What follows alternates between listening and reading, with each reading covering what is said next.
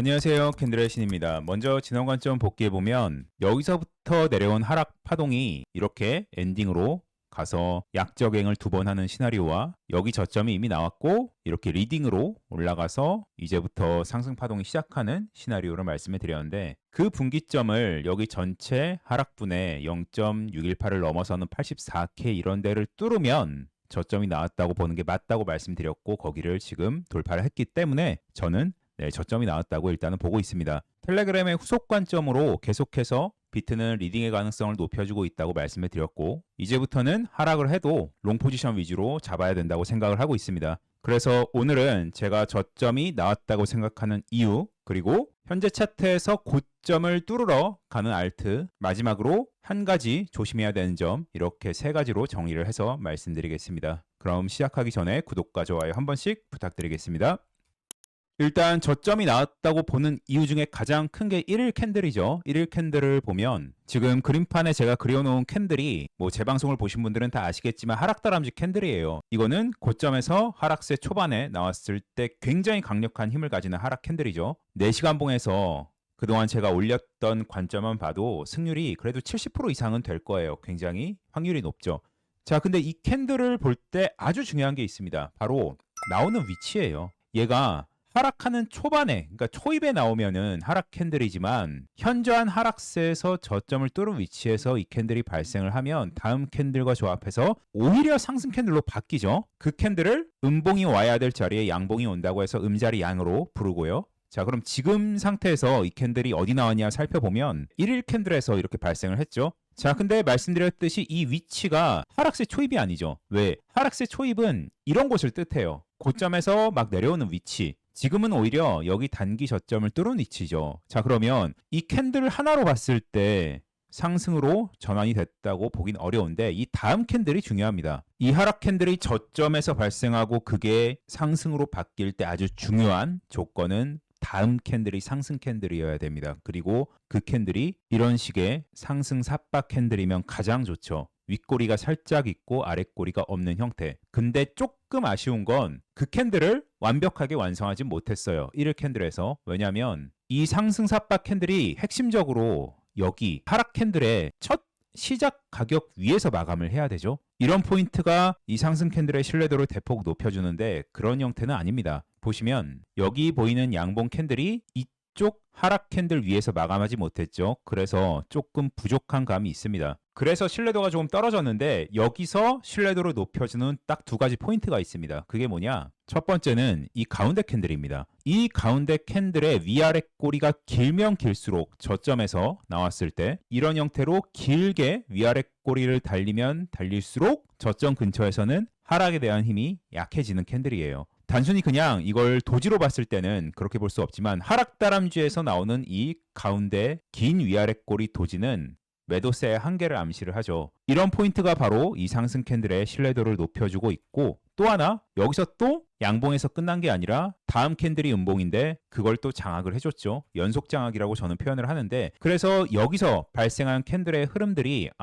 지금부터 캔들의 힘이 상승으로 기울어졌구나 라고 생각을 해볼 수가 있습니다. 보통 제가 파동도 다루고 캔들도 다루고 하모닉도 다루지만 파동이 하방을 볼 때 캔들은 상방을 본다면 캔들이 더 신뢰도가 높습니다. 그래서 여기에 캔들의 흐름을 정리를 해보면 몇 가지 포인트가 있죠. 저점에서 하락다람쥐, 2번 하락다람쥐에서 다시 양봉으로 바뀌는 음자리 양 패턴, 그리고 3번 저점에서 긴 위아래 꼬리 도지, 4번 연속 장악. 이런 형태로 계속 상승에 유리한 흐름을 만들어주고 있기 때문에 지금은 상승을 계속 보는 게 맞다고 생각을 하고 있습니다. 그리고 2번째로 파동적인 관점에서도 보면 고점부터 W, X, Y로 이어지는 복합 조정이 나오고 있고 마지막 여기서 하락한 파동이 결과적으로는 이렇게 해서 오파가 미달로 나와서 끝난 것 같습니다. 가장 중요한 건 지금 이 복합 조정의 채널이죠. 여기 이렇게 B와 B를 잇는 이 BB 추세선을 돌파하는 게 가장 중요한데 지금 이제 막 거의 돌파가 나오고 있어요. 그래서 여기를 좀 강하게 뚫는 순간 만약에 다시 돌아오더라도 이제는 롱자리를 계속 봐야겠죠. 제가 계속 생각했던 카운팅은 여기서 파동이 종결이 되고 이렇게 리딩 1파가 나오고 있지 않나라는 것을 생각을 하고 있습니다. 그래서 돌파를 한다면 다시 한번 조정이 오겠지만 도망갈 자리가 아니라 다시 상승 모멘텀을 이어갈 수 있는 자리라고 생각을 하고 있습니다. 하지만 카운팅적으로 봤을 때 딱 한 가지 조금 조심해야 되는 부분이 있는데 그거는 마지막에 말씀을 드릴게요. 그리고 오늘의 좀 메인 주제인 지금 고점을 뚫을 가능성이 높아 보이는 알트를 말씀을 드리면 그건 바로 리플입니다. 왜 리플이 가능성이 높냐면 저는 리플을 작년 8월 영상부터 강한 임펄스가 나올 거라고 말씀을 드렸어요. 여기가 1파고 여기쯤이었죠. 제가 유튜브를 한 지 한 2달쯤 됐을 때 리플은 강한 임펄스가 나왔기 때문에 3파로 강하게 쏠 거라고 말씀을 드렸던 영상은 8월 영상에 있습니다. 그리고 2파 조정이 끝나고 지금 3파가 여기까지 나왔고 지금 4파 나오고 5파가 나오고 있는 중이라고 생각을 하고 있습니다. 처음에는 4가 이렇게 수렴을 그려서 여기쯤에서 상승해 줄 것을 기대를 했는데 그렇지 못하고 여기서 4파가 종결되고 지금 상승 파동이 진행 중인 걸로 보고 있습니다. 지금 보면 3파에서 4파로 진행이 됐을 때 가장 빈도수가 높은 되돌림 비율인 0.382를 정확히 찍었죠. 제가 매수했던 포인트는 여기였죠. 1.67 부근이었던 것 같아요. 말씀드렸던 건 4월 7일 시점이었기 때문에 여기였던 것 같아요. 여기서 상승 캔들을 발견해서 상승에 대한 말씀을 드렸고 리플뿐만 아니라 에이다도 4월 7일에 여기 상승 캔들 1시간에서 말씀을 드렸죠. 이거는 캔들의 신전에만 공유를 했고 말씀드린 시점부터 에이다는 한 15% 정도, 17% 정도 상승, 리플은 한 25% 정도 상승을 해줬습니다. 이렇게 좋은 위치에서 상승 캔들이 나오면 항상 강한 추세로 이어지는 경우가 많아서 이번에도 잘 올라가고 있죠. 자, 다시 리플로 돌아가서 전체적인 리플의 그림을 이런 경로로 보고 있는데 이 마지막 5파가 나오면 반드시 여기가 저는 시즌이 끝나는 자리라고 보고 있어요. 이게 5파가 어디까지 올라갈지는 아직 잘 모르겠습니다. 하지만 고점은 저는 반드시 뚫어줄 것으로 생각을 하고 있습니다. 그 이유는 지금 나오고 있는 파동이 너무 좋아요. 리플 같은 경우에는 저는 이거 리딩 다이아고날 나왔다고 생각을 하고 있거든요.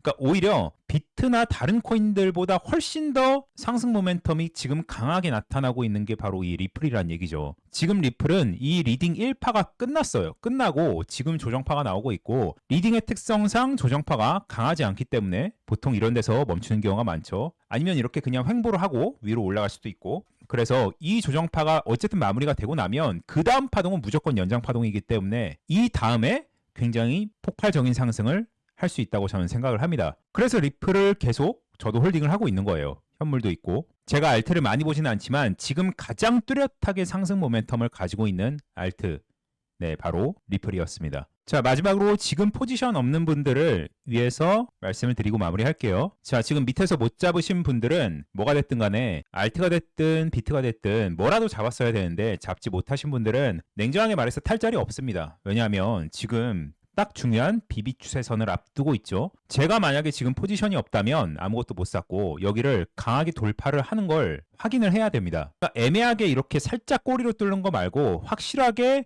거래량 실어서 뚫어주고 다시 리테스트 때 롱을 타야 돼요. 그 방법밖에는 없습니다. 자, 그게 아니라면 그러니까 파동상으로 봤을 때 하락 가능성이 아예 없는 건 아니거든요. 그거를 봤을 때 자 여기가 A 파동이고 지금 B 파동이 이렇게 나왔고 C가 지금 엔딩으로 나오고 있다 하면 얘는 어떻게 파동이 진행되냐 저점을 깰 겁니다. 파동상으로 봤을 때 제가 보이는 하락 시나리오는 이거 하나입니다. 가능성이 좀 낮다고 보고 있죠. 그래서 타점이 없고 포지션 없다면 이런 애매한 위치에서 롱 절대 못하고 뚫었을 때 강하게 돌파했을 때 다시 한번 내려오면서 리테스트를 할 때 롱을 타야 되고 그게 아니라면 중요한 포인트 이게 만약에 ABC에서 C가 엔딩으로 이렇게 나왔다고 가정하면 이거 빠르게 내려갈 거예요. 굉장히. 그러니까 만약에 자 여기서 이렇게 엔딩이 나와서 고점을 살짝 뚫었습니다. 그러면 그 다음 조정 파동이 나오는데 이게 이렇게 ABC로 스무스하게 나오지 않고 굉장히 급격한 형태로 이렇게 떨어지면 이거는 받으시면 안 됩니다. 그렇게 된다면 여기까지가 하나의 W고 여기가 X고 Y가 삼각 수렴으로 나오든 아니면 Y가 한 번 더 이렇게 내려간다면 얘는 저점이 무조건 깨집니다.